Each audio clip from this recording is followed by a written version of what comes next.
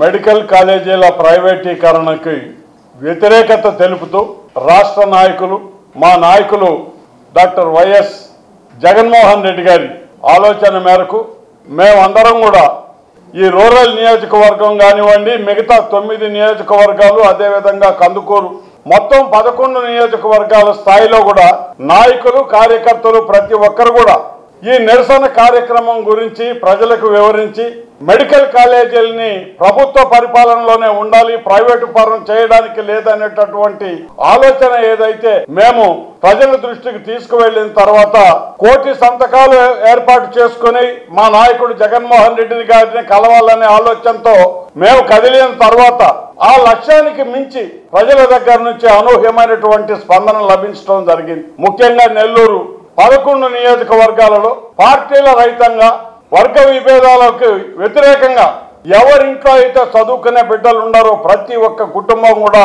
చొరవ తీసుకొని ఈ మెడికల్ కాలేజీల ప్రైవేటీకరణాన్ని మేము కూడా వ్యతిరేకిస్తున్నాము. మేమందరం కూడా మీ కార్యక్రమాల్లో పాలు పంచుకొని సంతకాలు పెడతామని చెప్పి మాకు ఇచ్చినటువంటి లక్ష్యాలకు మించి ఈ రోజు మేము సంతకాలు సేకరించడం జరిగింది. మరి ఈ కార్యక్రమం రేపు ఉదయం అధ్యక్షులు, జిల్లా అధ్యక్షుల వారి సూచనల మేరకు నెల్లూరు రూరల్ నియోజకవర్గం మా పార్టీ కార్యాలయం నుంచి ఊరేగింపుగా బయలుదేరి ఎవరైతే మా నియోజకవర్గంలో లక్ష్యానికి మించి పెట్టినటువంటి అభిప్రాయ పత్రాల అన్నిటిని కూడా మేము ఊరేగింపుగా తీసుకొని వచ్చి జిల్లా కేంద్ర కార్యాలయంలో ఇస్తున్నాం. మరి అదేవిధంగా 3 రోజుల తర్వాత 15వ తేదీ కూడా ఈ కార్యక్రమంలో భాగంగానే నెల్లూరు రూరల్ నియోజకవర్గానికి సంబంధించినటువంటి నాయకులు, కార్యకర్తలు అందరూ కూడా ప్రతి ఒక్కరు కూడా పాల్గొని ఆ కార్యక్రమాన్ని విజయవంతం చేయడానికి మేము అందరం కూడా సిద్ధంగా ఉన్నాం.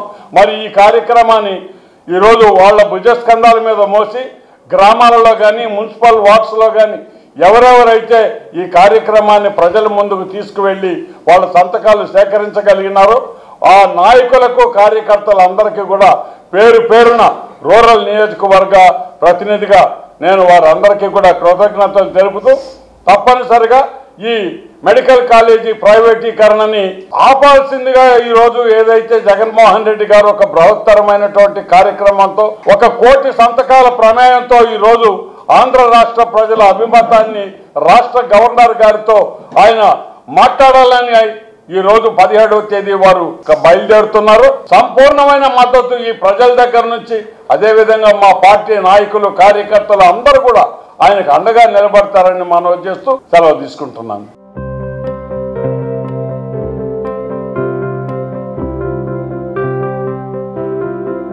ఆంధ్రప్రదేశ్లోని ఇంటర్మీడియట్ విద్యార్థులకు మరియు తల్లిదండ్రులకు నమస్కారం. ఆంధ్రప్రదేశ్లోని బిగ్గెస్ట్ ఎడ్యుకేషనల్ ఎక్స్పో ఇప్పుడు మన నెల్లూరులో నేషనల్ ఎడ్యుకేషనల్ కన్సల్టెంట్స్ అసోసియేషన్ వారి తరపున డిసెంబర్ 13 మరియు 14వ తేదీల్లో అనిల్ గార్డెన్స్లో నిర్వహించడం జరుగుతుంది.